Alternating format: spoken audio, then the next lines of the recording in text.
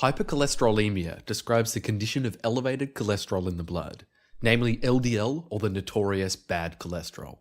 In excess, it can accumulate, forming atherosclerotic plaques in the blood, causing stroke, heart attack, and vascular disease. With hypercholesterolemia being the biggest cause of heart disease, and cardiovascular disease being the leading cause of death among Australian men, clinically selecting the right therapy for a patient is essential, not only for the individual, but also in a broader social context.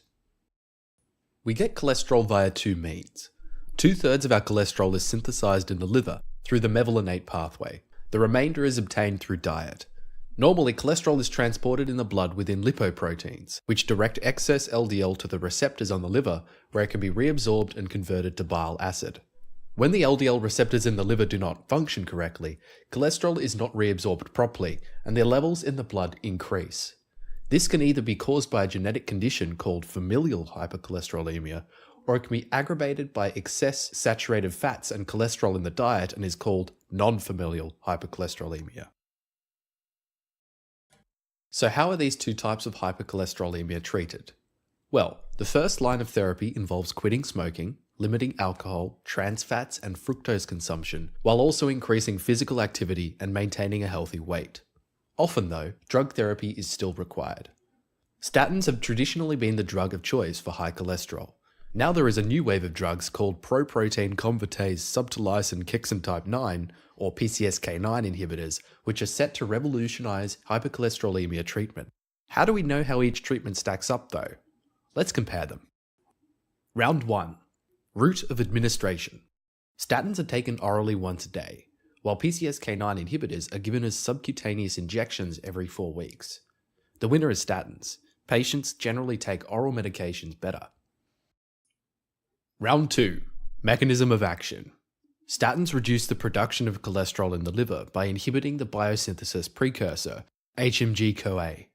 The liver compensates for this by increasing the activity of LDL receptors, which absorb LDL from the blood to try and maintain homeostasis. This effectively reduces the blood levels of LDL. PCSK9 is a protein that breaks down LDL receptors. PCSK9 inhibitors prevent this, allowing the LDL in the blood to continue to be broken down into bile. They are monoclonal antibodies, meaning they are made from immune cells in the body itself. Round 3. Evidence of efficacy.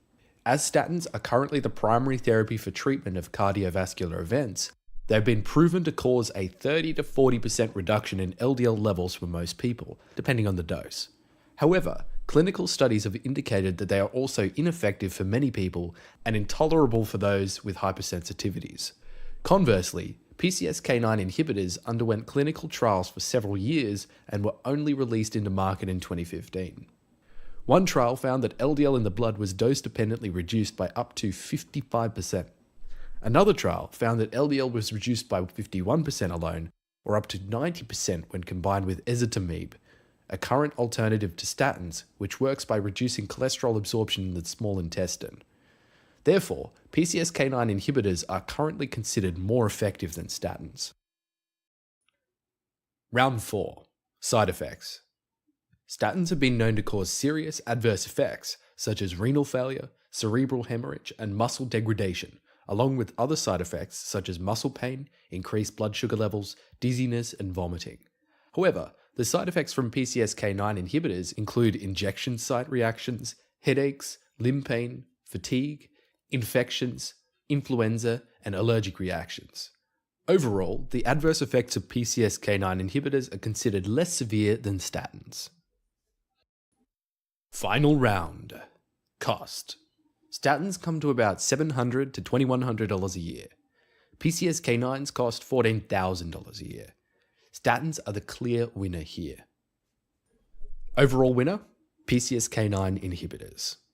Considering everything, PCSK9 inhibitors produce better results in most cases with fewer side effects to statins, but at the moment their cost is prohibitive. However, PCSK9s are currently being used in conjunction with statins to produce the best results. In the future, they may replace statins as the primary therapy, however that hasn't happened yet.